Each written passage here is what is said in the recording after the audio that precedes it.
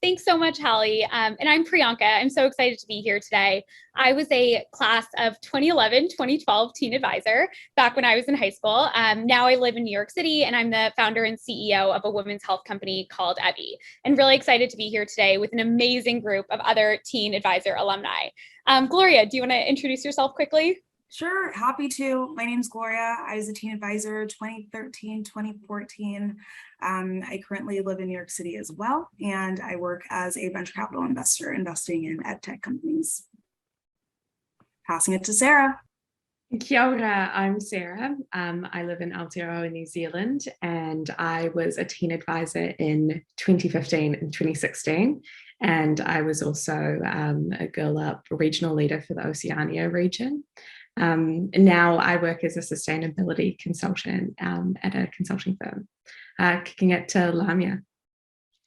Hi everyone, my name is Lamya Butt. I am a bit more recent. I'm a current Girl Up MENA regional leader and a teen advisor alum for 2021 to 2022, and I am a rising freshman at Stanford University. Amazing. It's so great to have such an awesome group of alumni here. And Lamia, is so awesome to see kind of, 10 years later, how amazing the group still is. I thought maybe I'd start by just sharing a little bit about my own experience with Girl Up, which I guess was 10 years ago now, which is crazy. And then really excited to do the same with the rest of the group. But like I mentioned, I joined Girl Up in 2011. I think the organization had just started about a year before that.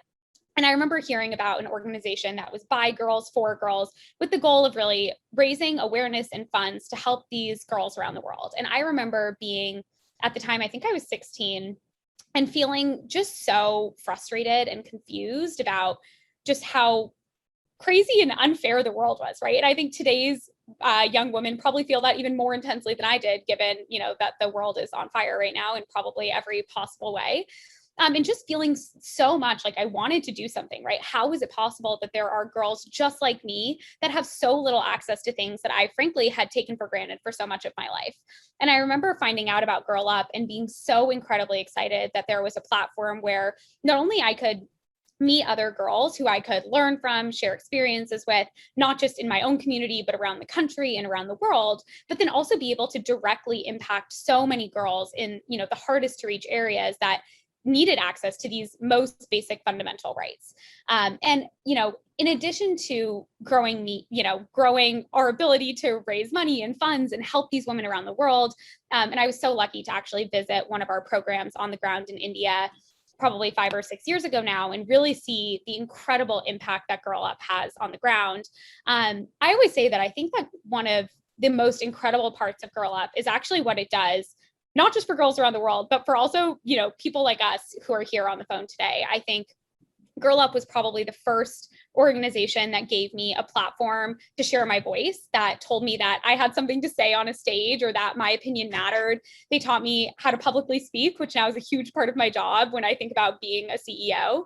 And gave me so much confidence in caring about the things that I cared about, right? It's not necessarily your everyday lunch conversation when you walk around the cafeteria that people are talking about these problems, but they were the things that I was thinking about. And it gave me an opportunity to meet other people who had that same set of interests and cared about the same things, and made it feel like it was normal and okay to care about those things and normal to dedicate your time and your life to it. And so I think that, it's for me, obviously I run a women's health company now.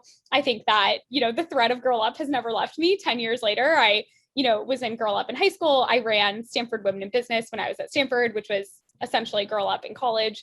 And then ever since then have been involved in, making the world a better place for women. And so I think that Girl Up not only was the beginning of that, it was a catalyst for me in so many ways. I truly wonder if I could be, running a venture-backed company at 28 had I not been in Girl Up's program when I was just 16. So I undoubtedly believe that not only is it making such a big difference for the millions of girls who need help around the world, but also really breeding these incredible leaders, building confidence, skills, and so much more in women right here at home. So that's my story, and very excited to hear yours, Gloria, as well. Do you mind sharing a little bit about your experience with Girl Up, how it kind of helped you get to where you are today, and how it might have influenced your trajectory to date? Yeah, I'm happy to share. I'll start maybe with a little bit of context about my Girl Up experience, and then I'm sure some of those other things will come up as we kind of keep this conversation going. But I was a teen advisor from 2013 to 2014, as I mentioned. I'm from the suburbs right outside of DC. So I started my Girl Up Club there about 10 years ago now, just like you, Priyanka. And in the years since, I've had the opportunity to participate in so many incredible experiences with Girl Up, including emceeing the Leadership Summit in 2015, interning with Girl Up, working on kind of corporate partnerships and sponsorships, traveling to Rwanda to serve as a leadership facilitator at the first ever YSI STEAM camp, traveling to the south of France to speak on panels about youth development and consumer behavior at Cannes Lions in 2018. So, you know, like you, Priyanka, I've had so many incredible experiences, and I agree that they've really continued to kind of follow a thread and a pattern in my involvements now, involved in a number of kind of girl and youth empowerment organizations locally in New York City, and kind of broadly dedicate my career to social impact, investing in some of the most innovative education technology solutions around the world. So happy to share a little bit more about that, but that's just a little bit of context on my Girl Up journey. So amazing. And can't wait to hear more about all of those incredible experiences that you have had with Girl Up around the world. I have so many questions. But Sarah, maybe let's kick it to you to hear a little bit more about your journey with Girl Up and how it influenced you to today as well. Well, I feel like I've had very similar experiences to both of you, in the fact that Girl Up has also given me this incredible opportunity to do so many amazing things. So I first got involved in 2014, and I started the first Girl Up Club in New Zealand.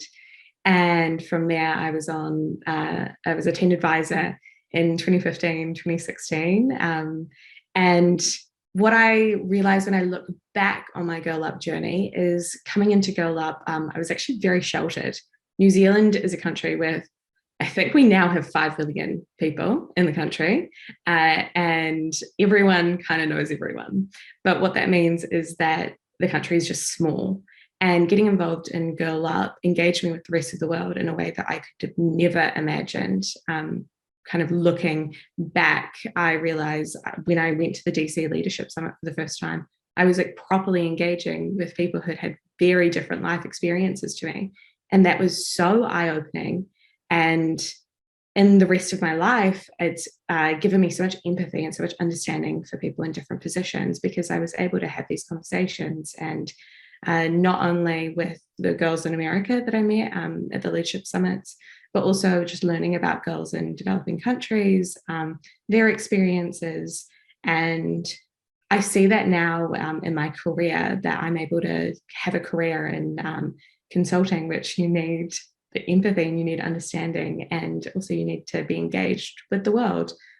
So I just don't think that I would have had the experiences I had without Girl Up and be the person I am today if I hadn't been able to be engaged in that particular way with the global community. And it was truly such a special experience that I've been able to access.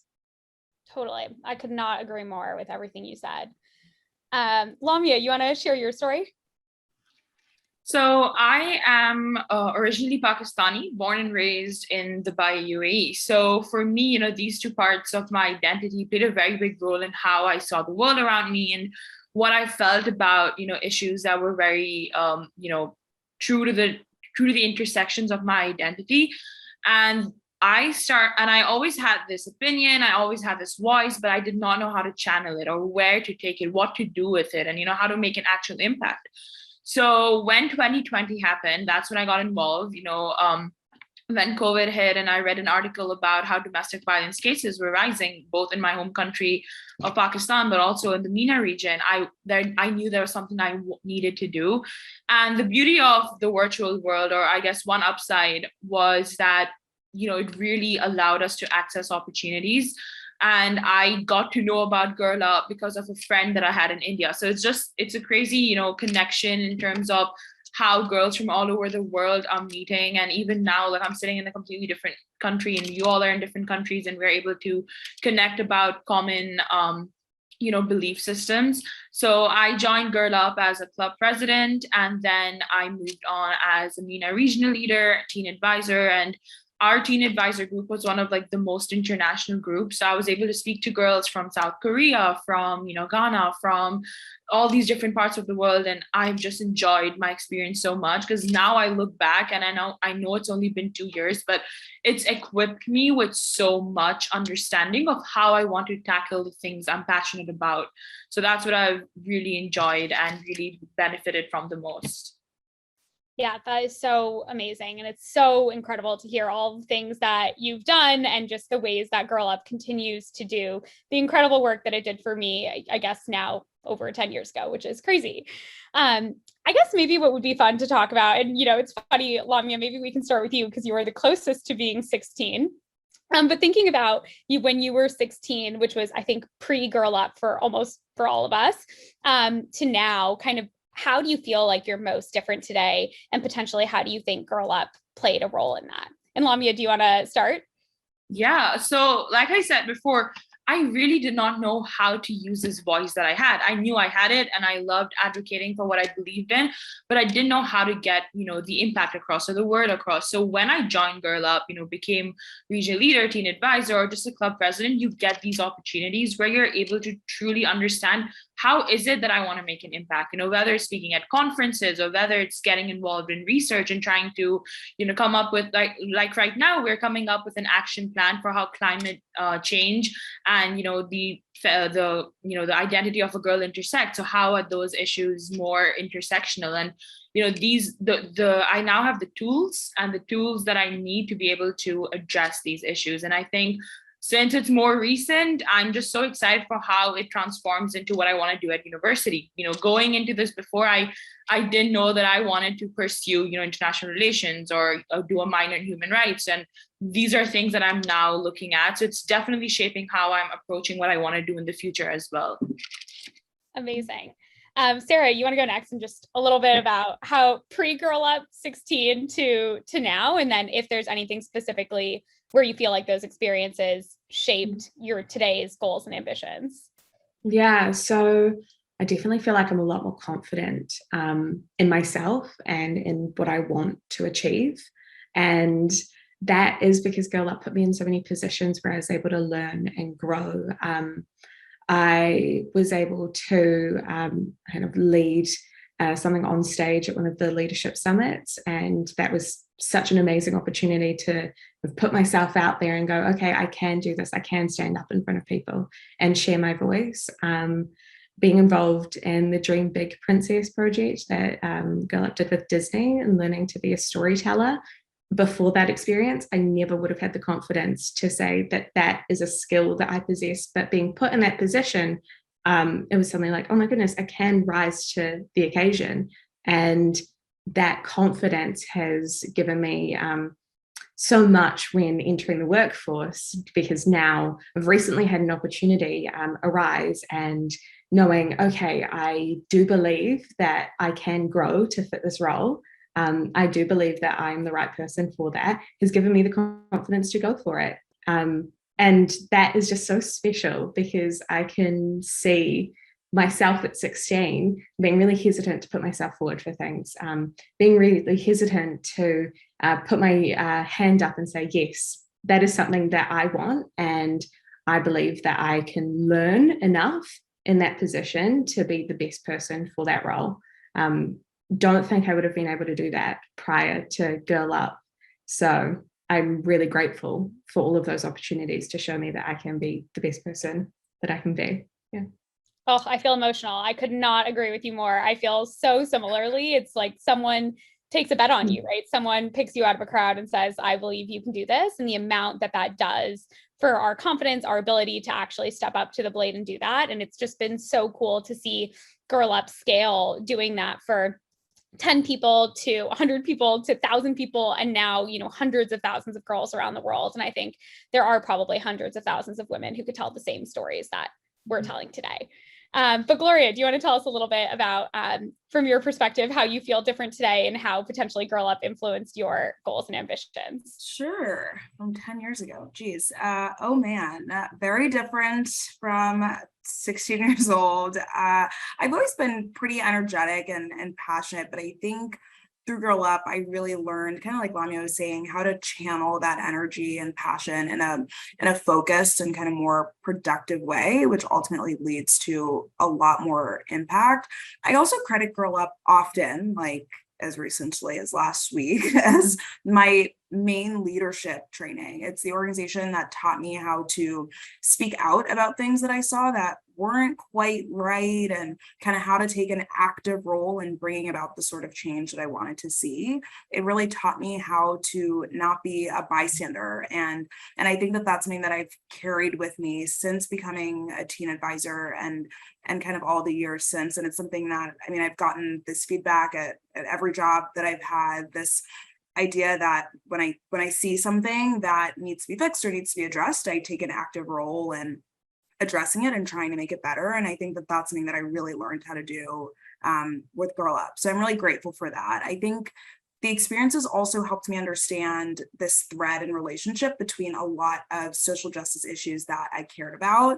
It helped me understand things like how education and health are related, for example, and, you know, intricately related all around the world. And I still think about a lot of the things that I learned in Girl Up in my job now, investing in ed tech. But I think Girl Up helped me kind of hone an equity first lens in the way that I think about challenges we have in our world and potential solutions that we can find for them.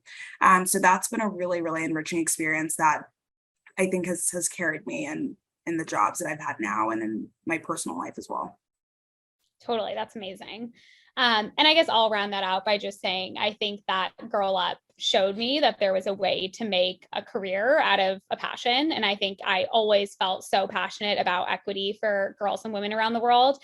And ever since Girl Up kind of gave me a platform to like do that and like see that there are jobs in that, it's like I've never been able to do anything else anymore. Right. And I'm sure after this company and whatever I do next, it'll always be committed to this topic. And I definitely realized that I could do that because of Girl Up, and saw so many amazing role models within Girl Up, around Girl Up, of people who were able to dedicate their actual paying careers to this. And I think that was so exciting for me. And it's been amazing to kind of see that carry through. But I guess I know we only have a couple of minutes left here. I guess from everyone's perspective, it'd be interesting maybe if everyone can just share one or two sentences about, you know, based on your own personal experiences at this point in our leadership journeys. And I know we're on different points in it, so hopefully this will be interesting. What are the things that each of you still think really need to change? And Lamya, maybe we can start with you again. So I think for me personally, the next couple of years are going to be extremely different than what anything I've known before. Like I'm literally packing up and moving to a new country. And that means there would be so many new challenges. There would be so many new things that I see, so many different, experiences that I'm a part of, that I think what I've learned now is definitely going to help me as I try joining clubs at Stanford. By the way, I'm going to reach out to you for that. Like I need, this is one. I have a lot of advice. Yeah, one more thing I love about Girl Up, like our TA alums are always there. Like you can reach out to anyone and you're going to get help. This is just like such a strong community. So I think moving forward, one thing that I think, needs to change is the focus that we have on, climate change and the intersection that we have of, women and how it's disproportionately affecting us. And I think I'm probably going to be taking a lot more of an active role in that, because that is something that definitely needs to be addressed. But I just know that I'm going to be part of Girl Up for as long as I can. And Melissa always says this, but once you are in Girl Up, you're like, just the family is always going to be there. Like you're always in Girl Up. So I'm just excited for that. I mean, let me tell you, I guess it's now been 12 years. She's not lying. So I can tell you that's for sure. Gloria, you want to go next? I would love to go next. If you the question was about, remind me the question. Yeah, sorry. I was about to say, maybe I need to remind you. What do you think, like based on your own personal experiences at this point in kind of your leadership journey, what do you think are the things that still really need to change?